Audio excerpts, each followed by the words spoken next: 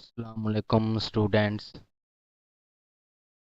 तो स्टूडेंट्स आज हम बायो केमिस्ट्री के कार्बोहाइड्रेट वाले चैप्टर में से जो इसके स्ट्रक्चर और रिंग फार्मूलाज है ना उनको हम थोड़ा सा ना देखने लगे हैं कि ये किस तरह से रिंग फार्मेशन बनती है।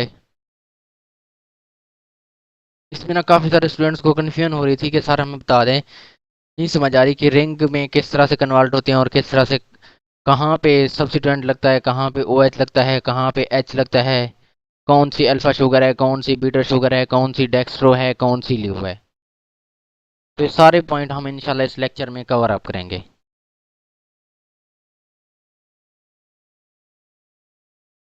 सबसे पहले हम देखते हैं कि एल्डो और कीटो शुगर क्या होते हैं। ये एल्डो शुगर है, ये कीटो शुगर है। अब एल्डो शुगर ऐसी शुगर होती है जिसमें एल्डिहाइड ग्रुप पाया जाता है।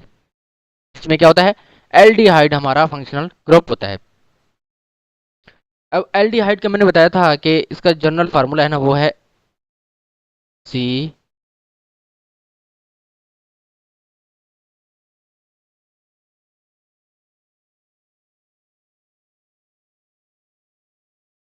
इसकी एक साइड पे आएगा एच और एक साइड पे आता है आर। ठीक है, एक साइड पे एच, एक साइड पे आर। अब ये क्या है? ये है हमारा एल्डिहाइड का फंक्शनल ग्रुप। अगर कीटोन का देखते हैं तो एक साइड पे इधर भी आर आएगा, इधर भी आर आएगा और इधर सी डबल बॉन्ड ओ। ठीक है, तो ये है। अब देखिए, एल्डिहाइड जब भी होगा वो कार्बन 1 पे होगा, तो यहाँ पे एल्डिहाइड ग्रुप कौन सा है? ये वाला है।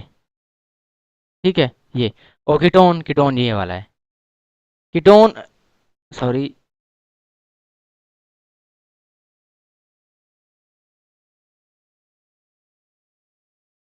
कीटोन कौन सा है? ये वाला हमारे पास है कीटोन। कोई आपसे पूछ ले कि एल्डिहाइड ज्यादा रिएक्टिव होता है या कीटोन, तो देखें जो भी न्यूक्लियोफाइल आ रहा है ना, वो इस साइड, अब अगर हम एल्डिहाइड की बात करते हैं तो वो इस साइड पे अटैक कर सकता है कार्बन के ऊपर। ठीक है, न्यूक्लियोफाइल आ रहा है ना, वो इस साइड से भी अटैच कर सकते हैं। अगर वो इस साइड से अटैच कर सकते, तो ये जो आर होता है ये है अल्काइल ग्रुप। अब ये CH3 भी होता है, C2H5 है, तो यहाँ पे बल्कि ग्रुप लगा हुआ है इस साइड पे। यहाँ पे इजीली अटैक नहीं कर पाएगा, यहाँ पे इजीली अटैक कर पाएगा। अगर हम कीटोन का देखते हैं तो यहाँ पे भी बल्कि ग्रुप है, इस साइड पे आर है, इस साइड पे भी आर है। यहाँ से मतलब कि जो इलेक्ट्रोफाइल है वो अटैक करने आ रहा है कार्बोनाइल कार्बन के ऊपर। तो बल्कि जो ग्रुप है ना, वो इसको रिपेल करेगा। क्या करेगा? रिपेल करेगा। इधर बल्कि ग्रुप है, ये भी रिपेल करेगा। लेकिन यहाँ पे हाइड्रोजन है, ये रिपेल नहीं करेगा। ठीक है, ये बल्कि ग्रुप नहीं है, तो यहाँ से वो इजिली अटैक कर पाएगा न्यूक्लियोफाइल। तो यहाँ से प्रूव हो गया कि जो हमारे पास एल्डिहाइड्स होते हैं ना, वो ज्यादा रिएक्टिव होते हैं और कीटोन कम रिएक्टिव होते हैं। मतलब एल्डो शुगर ज्यादा रिएक्टिव है, कीटोन कम रिएक्टिव है। और ये भी याद रखने के, जो एल्डिहाइड ग्रुप है वो कार्बन 1 के ऊपर होता है और कीटोन हमेशा कार्बन 2 के ऊपर होता है। ठीक है, तो ये बात होगी क्लियर। इसके बाद नेक्स्ट देखते हैं। नेक्स्ट ये देखना है कि अल्फा और बीटा शुगर, इसका डेक्स्ट्रो और लीवो। सबसे पहले हम डेक्स्ट्रो और लीवो को देखते हैं। तो देखिए, हमने देखना होता है सेकंड लास्ट कार्बन। ठीक है, सेकंड लास्ट कार्बन पे आपने देखें, अगर ओ एच हमारा राइट साइड पे है तो वो होगी हमारे पास डेक्स्ट्रो शुगर। अगर ओ एच लेफ्ट साइड पे चला गया है, ठीक है, यहाँ पे ये ओ खत्म कर देते हैं, तो ये होगी हमारे पास लीवो। ठीक है, अगर लेफ्ट साइड पे है तो वो लीवो है, राइट साइड पे है क्या है? डेक्स्ट्रो। कौन सी कार्बन? Second last carbon. अब यहाँ पे क्वेश्चन आ रहा है कि इसमें कितनी नंबर ऑफ कायरल कार्बन होंगी, तो इसमें देखते हैं हम नंबर ऑफ कायरल कार्बन को काउंट करते हैं। कायरल कार्बन एक ऐसी कार्बन होती है जिसके साथ 4 डिफरेंट फंक्शनल ग्रुप्स अटैच हो। ठीक है, 4 डिफरेंट ग्रुप्स अटैच हो, उसे हम कहते हैं कायरल कार्बन। अगर हम पहली कार्बन को देखते हैं तो इसके साथ 3 है। ठीक है, यहाँ इसको हम थोड़ा सा ओपन करके लिखते हैं ना, यहाँ पे ओ आ गया। ठीक है, यहाँ पे एच आ गया,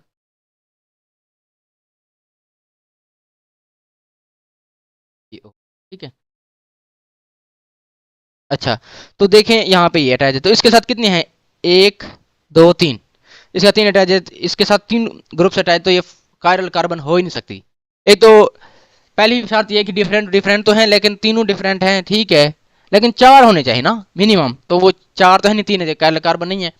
सेकंड कार्बन को देखते हैं, ये कार्बन 1 थी, कार्बन 2 है, इसके साथ 4 अटैच है, इसके साथ एक OH अटैच है, इसके साथ एक H है, इसके साथ ये एक चेन अटैच है, इसके साथ ये एक और चेन अटैच है, तो ये कायरल कार्बन है हमारी।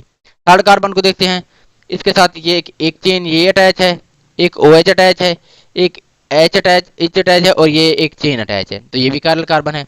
इसको देखते हैं, इसके साथ एक ये चेन अटैच है, एक OH अटैच है, एक ये अटैच है, और ये एक ये चेन अटैच है, तो ये भी कायरल कार्बन है हमारी। तो यहाँ पे कितने हो गए कायरल कार्बन, तीन, कितनी, तीन कायरल कार्बन। अब चौथी को अगर हम देखते कि वो है, नहीं वो नहीं है, क्यों, अगर इसको ओपन करके लिखते हैं तो यहाँ पे H आएगा, ठीक है, ओपन करके इसको मैं लिख रहा हूँ, यहाँ पे भी H आएगा, और यहाँ पे जो है ना ये OH है। तो देखिए इसके साथ दो हाइड्रोजन सेम आ गए, तो ये कायरल कार्बन नहीं है, तो यहाँ पे कितने कायरल कार्बन हुए, तीन। अब नंबर ऑफ आइसोमर अगर आपसे पूछ रहे तो उसकी जो फार्मूला है ना शॉर्टकट, वो ये है कि 2 रेज़ टू पावर n, जो n है नंबर ऑफ कायरल कार्बन हैं, तो यहाँ पे कितने कायरल कार्बन हैं, तीन, मतलब दो को तीन दफा मल्टीप्लाई करें, 2 मल्टीप्लाई बाय 2 मल्टीप्लाई बाय 2, तो क्या इसका आंसर आएगा, इसका आंसर आएगा 8। इसके नंबर ऑफ आइसोमर कितने हैं, 8 हैं, ठीक है, तो ये बात आपने याद रखनी है। इसके बाद नेक्स्ट देखते हैं कि रिंग में हमने इसको किस तरह से अरेंज करना है। ये क्या है, राइबोज है, मतलब एल्डो शुगर है।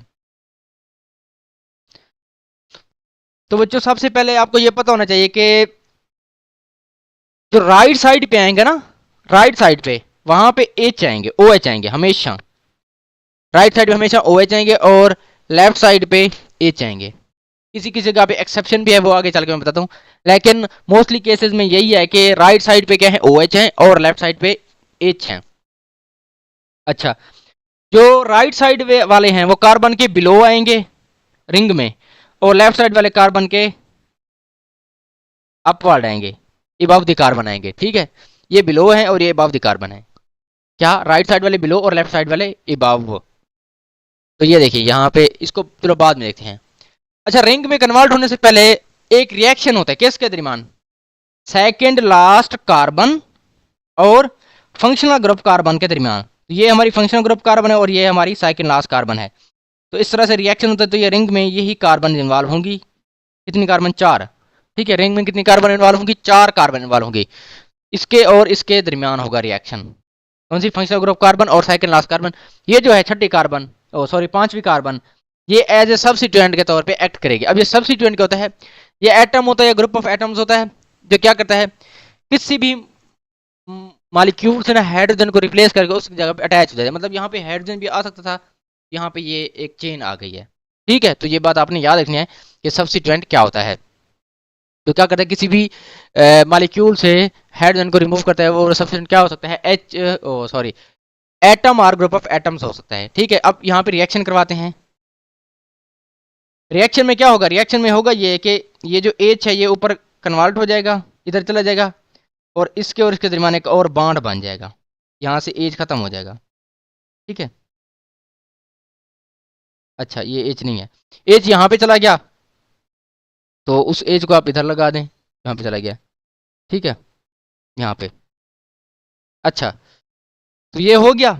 अब देखें, पहली और चौथी कार्बन आपस में किसके जरिए लिंक्ड हैं, ऑक्सीजन के जरिए लिंक्ड हैं, किसके जरिए, ऑक्सीजन के जरिए, इस ऑक्सीजन के जरिए, इसको मैंने यहाँ पे लिखते हैं।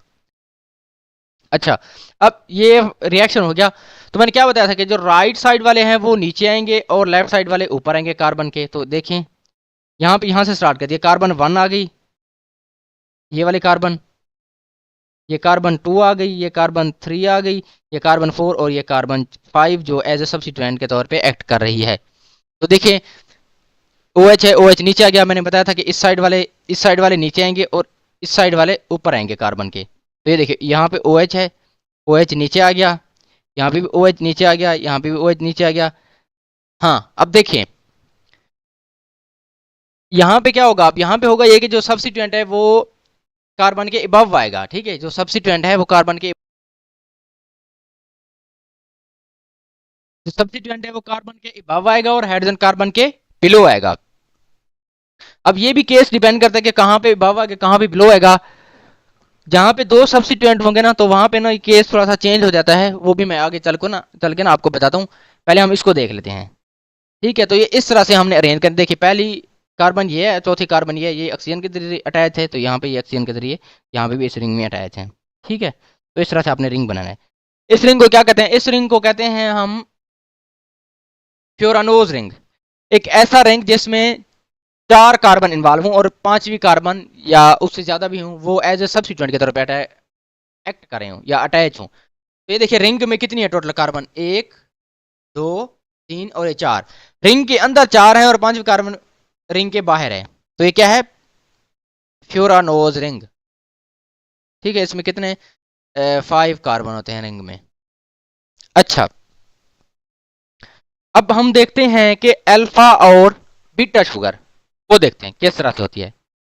हमने देखनी है कार्बन नंबर 1। अगर कार्बन नंबर 1 पे हाइड्रोजन अबव द कार्बन हम लगा दें और OH बिलो द कार्बन लगा दें तो वो क्या होगी? वो होगी अल्फा।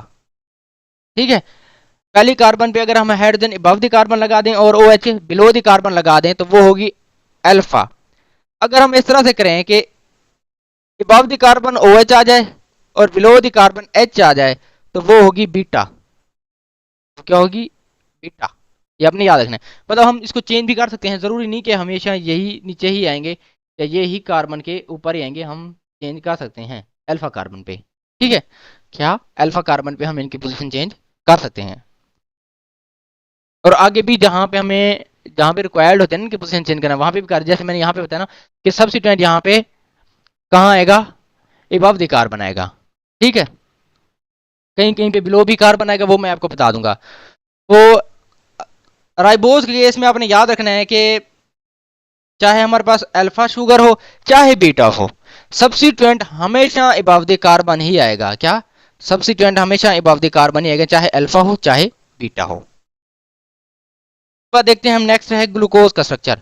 ये भी समझ आ गया आप लोगों को, नंबर ऑफ कैरल कार्बन बता दिया, नंबर ऑफ आइसोमर भी फाइंड करना बता दिया, अल्फा और बीटा शुगर का भी बता दे। पहली कार्बन के ऊपर देखना है, अगर H अबव द कार्बन है तो वो अल्फा है, अगर H बिलो द कार्बन है तो वो बीटा है। ये देखिए आ गया हमारे पास ग्लूकोज। ठीक है, अब ग्लूकोज को देखते हैं। ये ग्लूकोज भाई साहब है, तो यहाँ पे कौन सा फंक्शनल ग्रुप है? यहाँ पे है एल्डो फंक्शनल ग्रुप, क्योंकि ग्लूकोज एल्डो शुगर है। ठीक है, यहाँ पे जो कार्बन नंबर 3 है ना, कार्बन नंबर 3, यहाँ पे एक एक्सेप्शन है। अब वो एक्सेप्शन क्या है? वो एक्सेप्शन ये है कि असूलन यहाँ पे OH आना चाहिए था और यहाँ पे H आना चाहिए था, बट एक्सेप्शन ये है कि यहाँ पे H आ जाता है और यहाँ पे OH आता है। तो ये अपने याद रखना कार्बन नंबर 3 के ऊपर ग्लूकोज के केस में। ठीक है, तो इसका सेम मैकेनिज्म है। क्या? फंक्शनल ग्रुप और लास्ट कार्बन के दरमियान दोबारा से वही, जैसे मैं पहले बता चुका हूँ कि रिएक्शन होगा। ठीक है, तो ये जो H है ये यहाँ पे ट्रांसफर हो जाएगा। अब हम इसको अरेंज करते हैं, बिल्कुल सेम वैसे ही है। तो ये H आ गया। हाँ, अब देखिए यहाँ पे हमने पहली कार्बन के ऊपर H ऊपर लिखा है, ये वाला H ना, तो H ऊपर लिखा है तो ये क्या है हमारे पास? क्या? H को हमने ऊपर लिखा है तो ये क्या है हमारे पास? अल्फा या बीटा है? तो ये हमारे पास अल्फा है। देखिए ऊपर भी बताता हूँ मैं, देखिए यहाँ पे H हमने ऊपर लिखा तो ये भी अल्फा थी और यहाँ पे भी H ऊपर है तो ये हमारे पास क्या है? अल्फा शुगर है। ठीक है, अच्छा इसको हम देखें कि यार डेक्स्ट्रो लीवर, तो ये डेक्स्ट्रो है क्योंकि सेकंड लास्ट कार्बन के ऊपर जो OH है वो हमारा राइट साइड पे है। अच्छा ये देखिए इस तरह से आ गया। फिर यहाँ पे ये बिलो आता है तो यहाँ पे सेकंड कार्बन बिलो, थर्ड पे फिर ये है तो थर्ड पे ये बिलो आ गया, फोर्थ पे ये बिलो आ गया, अब फिफ्थ पे देखिए। हाँ एक और बात, रिंग में उतने ही कार्बन इन्वॉल्व होंगे जिन कार्बन के दरमियान वो रिएक्शन होगा। एक रिएक्शन किस किस के दरमियान होता है? सेकंड लास्ट कार्बन और फंक्शनल ग्रुप कार्बन के दरमियान। अब वो फंक्शनल ग्रुप कार्बन जिस कार्बन पे भी जो भी कार्बन, मतलब वो फंक्शनल ग्रुप कार्बन 2 भी हो सकती है, तो वो 2 कार्बन नंबर 2 और सेकंड लास्ट कार्बन के दरमियान होगा। ठीक है, तो ये बात याद रखने कि फंक्शनल ग्रुप और सेकंड लास्ट कार्बन के दरमियान वो रिएक्शन होता है रिंग फॉर्मेशन से पहले। अब ये फिफ्थ कार्बन है तो ये फिफ्थ कार्बन आ गई, यहाँ पे फिर ये वैसे सब्स्टिट्यूएंट है, तो चाहे वो अल्फा शुगर चाहे वो बीटा, सब्स्टिट्यूएंट हमेशा अबव दी कार्बन आएगा ग्लूकोज केस में, ठीक है। ग्लूकोज केस में सब्स्टिट्यूएंट हमेशा अबव दी कार्बन आएगा। ये ना थोड़ा सा उसके केस में चेंज हो जाता है, क्या कहते हैं फ्रुक्टोज के केस में, वो भी मैं आपको बताता हूँ कि किस तरह से चेंज हो जाता है, ठीक है। अच्छा, नेक्स्ट है फ्रुक्टोज। नेक्स्ट क्या है? फ्रुक्टोज। अब फ्रुक्टोज को देखते हैं। फ्रुक्टोज में कौन सा फंक्शनल ग्रुप है? फ्रुक्टोज में है कीटोन एक फंक्शनल ग्रुप, ये कीटोन शुगर है। कौन सी? कीटोन। तो यहाँ पे फंक्शनल ग्रुप जो है वो है कीटोन। अच्छा, कीटोन का बताया था मैंने कि ये कार्बन नंबर 2 होगी फंक्शनल ग्रुप के लिहाज से, ठीक है। तो ये देखिए ये O है, ये उस तरह, ये यहाँ पे भी एक्सेप्शन है जैसे ग्लूकोज में है कि कार्बन नंबर 3 पे ना OH और H की पोजीशन चेंज है, बाकी सारा मैकेनिज्म सेम है। अब यहाँ पे क्या होगा? यहाँ पे फिर वही दोबारा से रिएक्शन होगा जैसे मैंने बताया आप लोगों को, ठीक है। किसके दरमियान? ये फंक्शनल ग्रुप कार्बन और सेकेंड लास्ट, सॉरी, हाँ, फंक्शनल ग्रुप कार्बन और सेकेंड लास्ट कार्बन के दरमियान,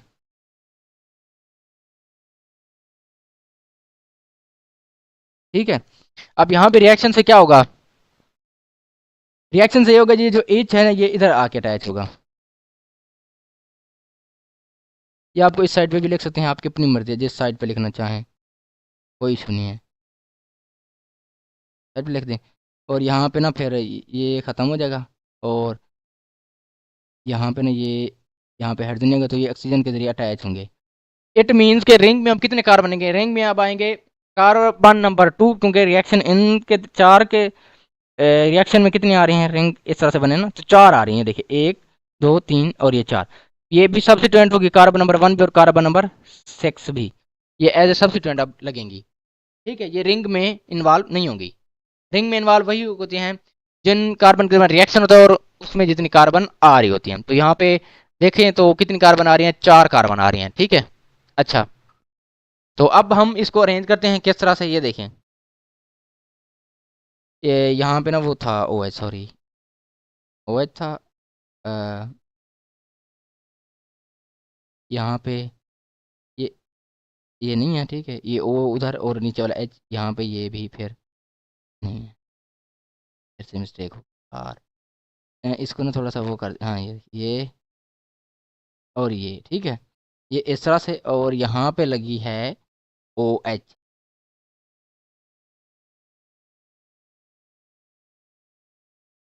अब देखते हैं, ये कार्बन नंबर 1 हो गई, ये कार्बन नंबर 2, लेकिन हमारे रिंग में कार्बन नंबर 2 से स्टार्ट होगी, तो ये कार्बन नंबर 2 हो गई, ये 3, ये 4, ये 5, ठीक है।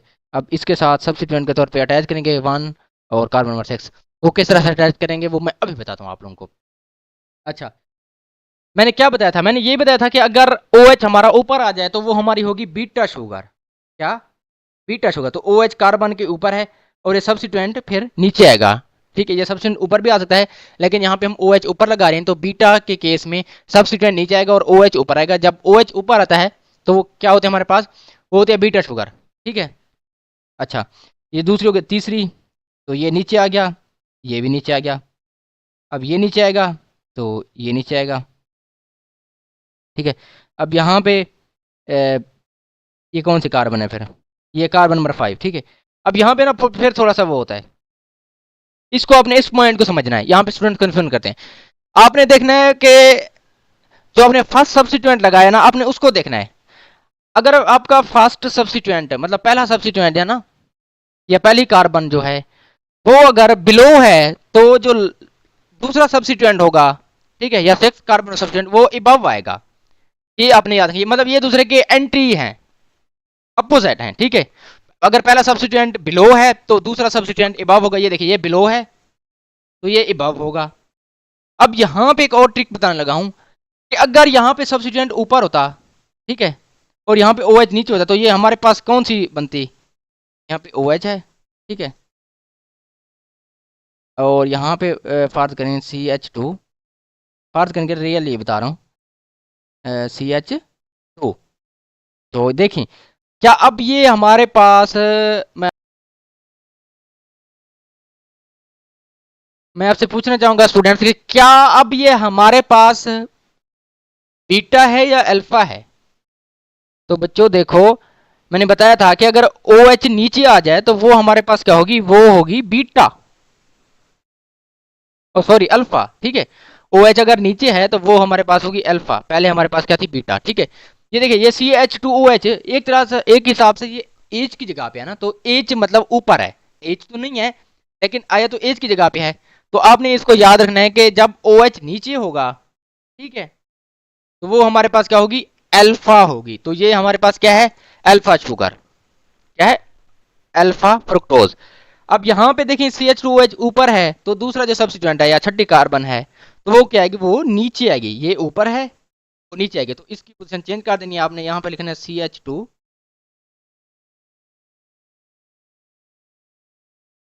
ओ एच, ठीक है। तो ये आपने याद रखना है, इस ट्रिक को नहीं भूलना है, ठीक है, कि अगर पहला सब्स्टिट्यूएंट नीचे आ रहा है तो दूसरा उसके ऊपर आएगा, ठीक है, मतलब अपोजिट आएंगे।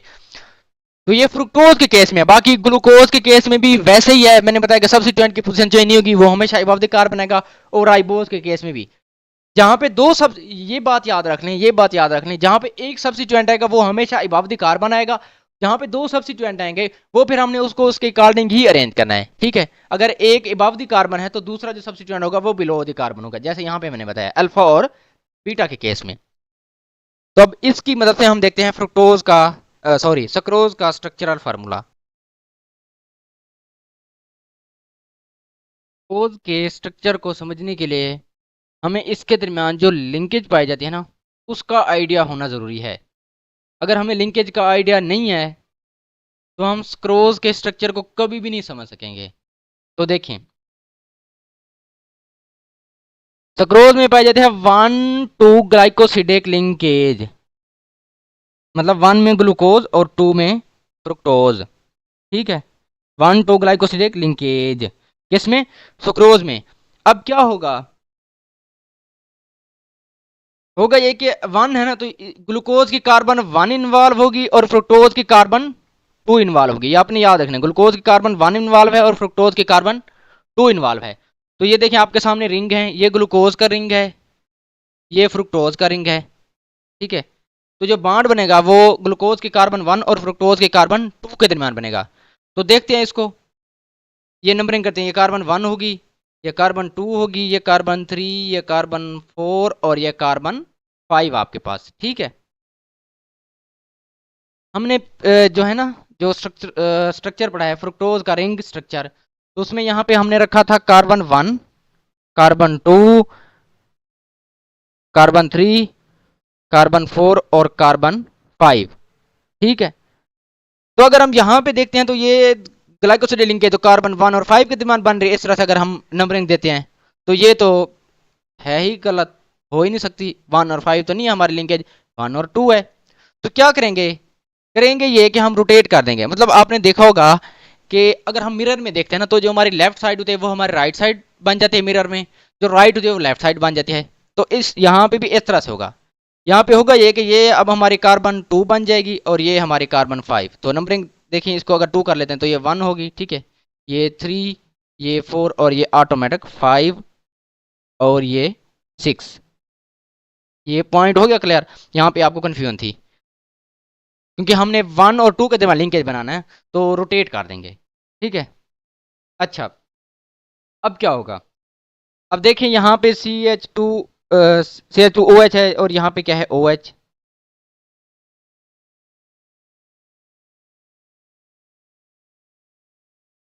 यहाँ पे भी OH है। ये डायरेक्ट फार्मूला लिखा, मैं आपको बताता हूँ कंप्लीट किस तरह से ये रिएक्शन इसका होता है दोनों का। तो यहाँ से OH निकलेगा या यहाँ से आप OH निकाल लें, एक ही बात है, ठीक है। ये बन जाएगा वाटर, वाटर यहाँ से रिलीज होगा, डिहाइड्रेशन होगी,